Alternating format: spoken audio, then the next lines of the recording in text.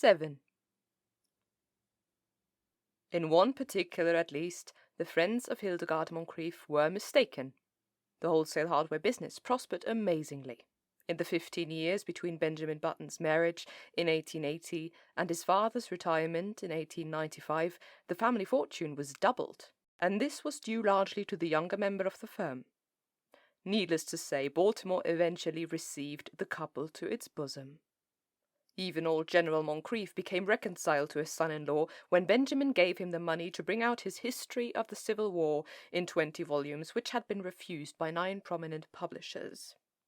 In Benjamin himself, 15 years had wrought many changes. It seemed to him that the blood flowed with new vigor through his veins.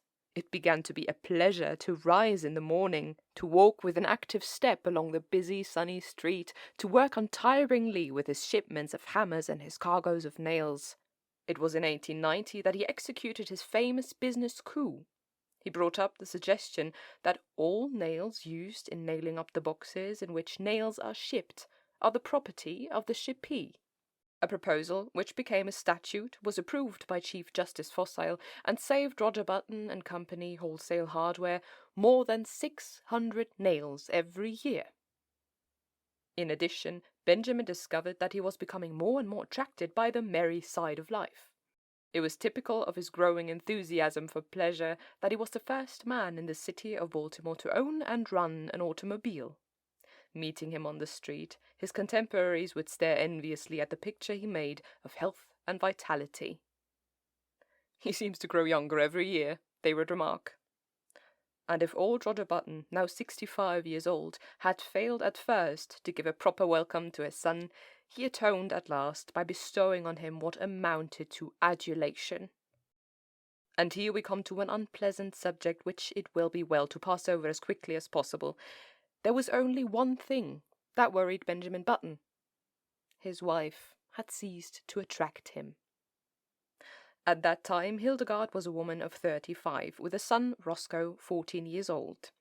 In the early days of their marriage, Benjamin had worshipped her. But as the years passed, her honey-coloured hair became an unexciting brown, the blue enamel of her eyes assumed the aspect of cheap crockery.